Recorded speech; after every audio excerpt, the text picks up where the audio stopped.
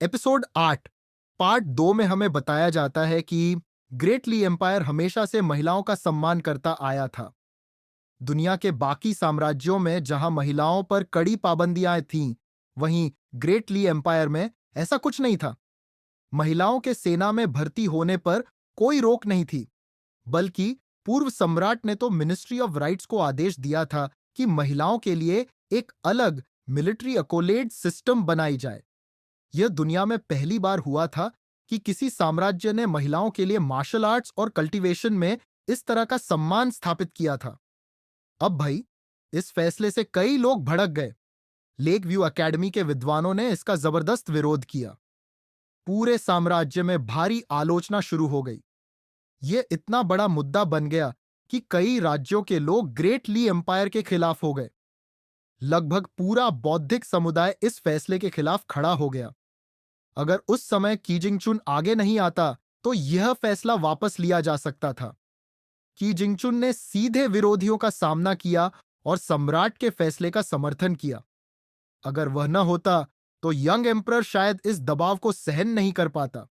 भाई, की जिंगचुन न केवल एक विद्वान था, बल्कि उसने राजनीति में भी अपनी धाक जमाई थी।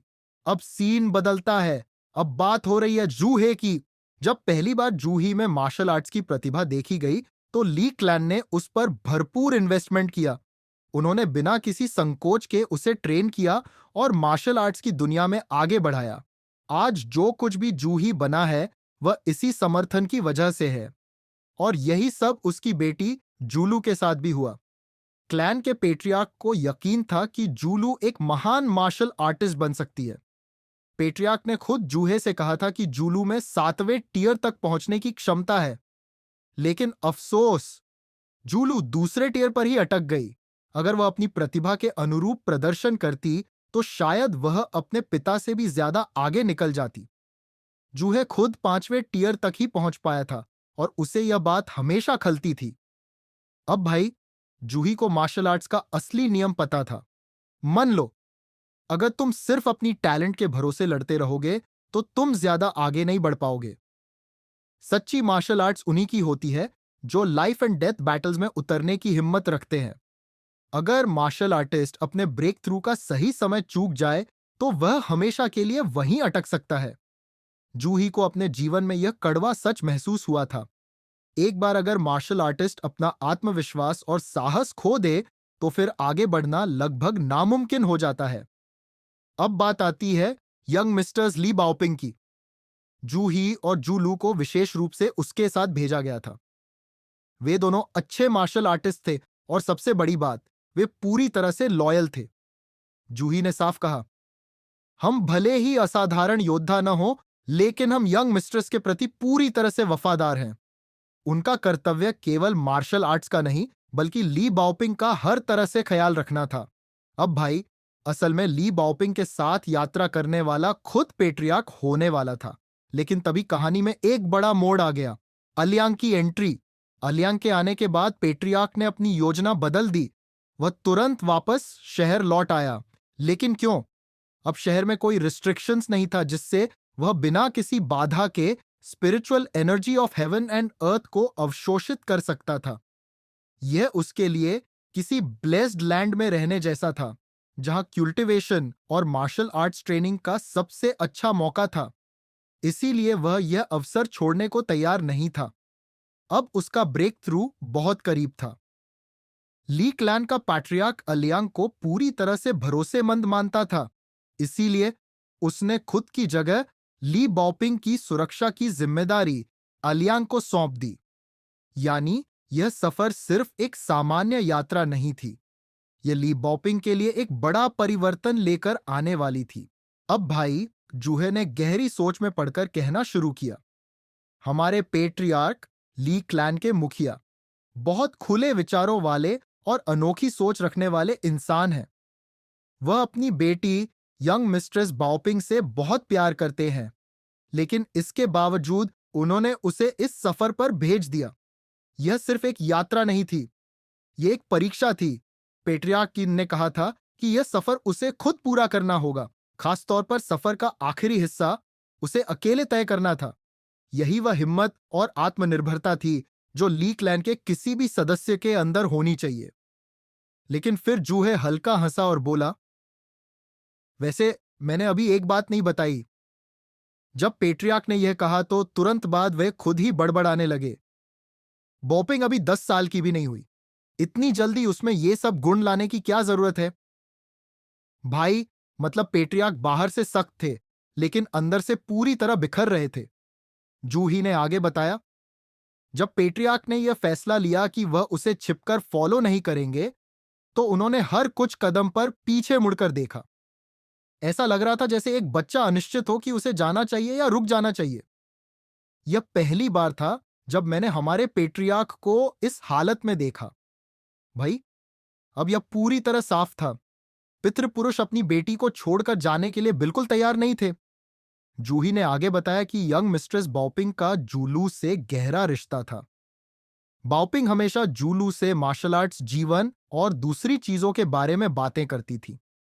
अगर जूलू आज जो है तो उसमें बाओपिंग का भी बड़ा योगदान था। भाई, अब यहां यह दिखता है कि बाओपिंग सिर्फ एक आम बच्ची नहीं थी, बल्कि वह दूसरों की जिंदगियों को भी प्रभावित कर सकती थी।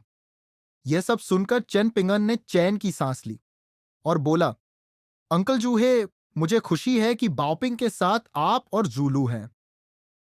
भाई, अब उसे यकीन था कि इस सफर में बाओपिंग अकेली नहीं थी। चेन पिंगन को कभी भी किसी पर आसानी से भरोसा नहीं होता था। मिस्टर क्वी को छोड़कर वह किसी को भी पूरी तरह से विश्वास के लायक नहीं समझता था, यहां तक कि मास्टर रुआन पर भी नहीं। वह सिर्फ मिस्टर ची के बनाए नियमों पर भरोसा करता था, मास्टर रुआन पर नहीं।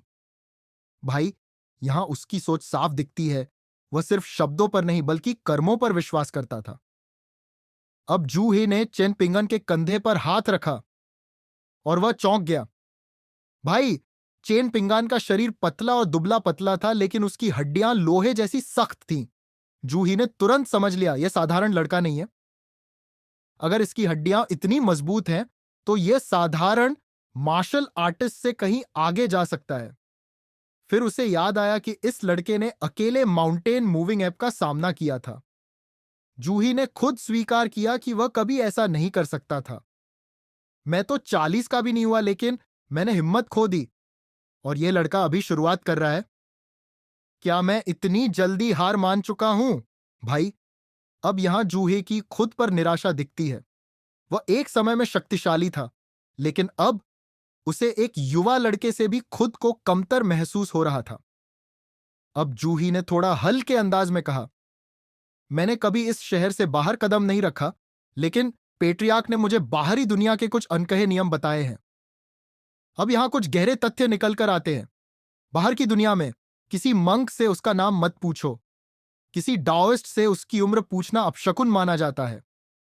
किसी मार्शल आर्टिस्ट से पूछ सकते हो कि उसका गुरु कौन है, लेकिन यह मत पूछना कि वह कौन कौन सी मार्शल आर्ट्स जानता है। भाई, मतलब मार्शल आर्ट्स की दुनिया में भी कई अनकहे नियम थे। फिर उसने पूछा, वैसे यह बताओ, तुमने माउंटेन मूविंग एप से कैसे बचकर निकलने में कामयाबी पाई? चेन पिंगन थोड़ा शर्मिंदगी महसूस करते हुए बोला, चाचा जूहे, यह कोई लड़ाई नहीं थी। मैं तो बस अपनी जान बचाने के लिए भाग रहा था। मैंने क्लेवेस एली से लेकर पहाड़ों तक सिर्फ भागा। अगर निंग याओ ना होती तो मैं अब तक मर चुका होता।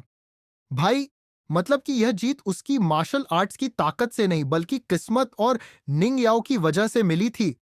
अब जूही अचानक गंभीर हो गया। चेन पिंगन, निंग याओ और मास्टर रुअन से अपना रिश्ता कभी मत तोड़ना।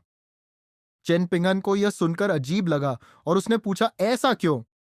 जूही ने समझाया, हम लोग अपनी पूरी जिंदगी जूल स्मॉल वर्ल्ड में रहे हैं। हमारी मार्शल आर्ट्स की सीमा 5वें स्तर से आगे नहीं जा सकती।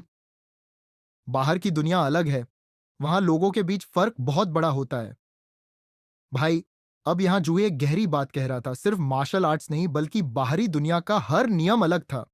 चेन पिंगन ने ईमानदारी से कहा, मैंने अभी तक इतना आगे नहीं सोचा। जूही ने हल्की हंसी के साथ कहा, अब से सोचना शुरू कर दो। अब भाई, ली हुआई ने अपनी बहन को बिना सोचे समझे बेचने की कोशिश कर रहा था। वह एकदम कॉन्फिडेंस से भरा हुआ अलियांग के सामने खड़ा था और सीधी डील कर रहा था। अलियंग, मैं चेन पिंगन से तुम्हारे लिए एक नया वाइन गॉड बनवा दूंगा। तुम बस अपना पुराना गॉड मुझे दे दो। अगर हम परिवार बनने वाले हैं पे तो मैं तुम्हारा पूरा ध्यान रखूंगा। वैसे भी ये गॉड बहुत पुराना और घटिया दिखता है। भाई, मतलब यहां ली हुआई सीधे सौदा करने में लग गया। अलियंग ने सीधा ली हुआई की बोलती बंद कर दी। तू कुछ नहीं जानता छोटे, उसने रहस्यमयी अंदाज में बताया। ये कोई मामूली गॉड नहीं बल्कि एक स्वॉर्ड न्यूट्रिंग गॉड है। ये बहुत दुर्लभ खजाना है। दिखने में पुराना जरूर है, लेकिन इसकी कीमत बहुत ज्यादा है। अब ली हुआई को अपनी गलती का एहसास होने लगा, पर वह फिर भी हार मानने वाला नहीं था। अब भाई, अलियांग ने सीधा मना कर दिया कि वह यह गॉड सिर्फ एक बहन के बदले नहीं देगा। अब ली हुआई ने सीधा सॉल्यूशन निकाल लिया। ठीक है, तो मैं अपने माता पिता से और बहनें पैदा करने को कहूंगा, फिर हम इस सौदे पर दोबारा चर्चा करेंगे। अलियांग ने सीधा माथा पकड़ते हुए बोला। हे भगवान, ये बच्चा तो कमाल ही कर रहा है। अब इसी बीच अलियांग को चेन पिंगन के साथ हुई बातचीत याद आ गई। चेन पिंगन ने खुद की तुलना जूहे से की थी और खुद को कमजोर समझ रहा था। अलियांग को यह सोचकर थोड़ा दुख हुआ। चेन पिंगन को खुद पर यकीन क्यों नहीं है? इस सोच में डूबते हुए अलियांग ने जमीन पर एक लकड़ी से कुछ लिखना शुरू कर दिया। अब भाई, ली हुआई को लगा कि अलियांग कुछ जबरदस्त लिख रहा होगा, पर जब उसने ध्यान से देखा, अलियांग के लिखावट को देखकर उसकी आंखें फटी की फटी रह गईं। भाई, ये क्या लिखा है? इतनी खराब लिखावट! ली हुआई को तो शर्मिंदगी महसूस करते हुआ बोला। भाई, इससे अच्छी तो मेरी लिखावट है। अब भाई, ली हुआई के लिए अलियांग अब बेवकूफ और बेकार इंसान बन चुका था। वह अलियांग से बोला, अलियांग, मैंने फैसला कर लिया है। इतनी गंदी हैंडराइटिंग वाले इंसान को मैं अपना जीजा नहीं बना सकता। भाई, अब कहानी ने पूरी तरह यू टर्न ले लिया। ली हुआई ने सिर ऊंचा करके ऐलान कर दिया, मेरे माता पिता चाहते हैं कि मेरी बहन एक विद्वान से शादी करे। और भाई, तुम्हारी तो हैंडराइटिंग ही बर्बाद है। मतलब कुछ देर पहले जो ली हुआई आलियांग को जीजा बनाने को तैयार था, अब उसी ने आलियांग को रिजेक्ट कर दिया। आलियांग ने चौंक कर ऊपर देखते हुए बोला, क्या सच में मेरी लिखावट इतनी बेकार है? ली हुआई ने गंभीरता से सिर हिलाया। भाई, ली हुआई को अब भी सबसे बड़ा दुख यही था कि उसने अपनी बहन के लिए स्वॉर्ड न्यूटरिंग गॉड छोड़ दिया। अगर मेरी बहन मुझसे कभी खाने के लिए झगड़ा करेगी तो मैं उसे यही कहूंगा, बहन, मैंने तुम्हारे लिए स्वॉर्ड न्यूटरिंग गॉड छोड़ दिया है। भाई, मतलब अब उसके मन में बहन के लिए त्याग करने की अलग ही फिल्म चल रही थी।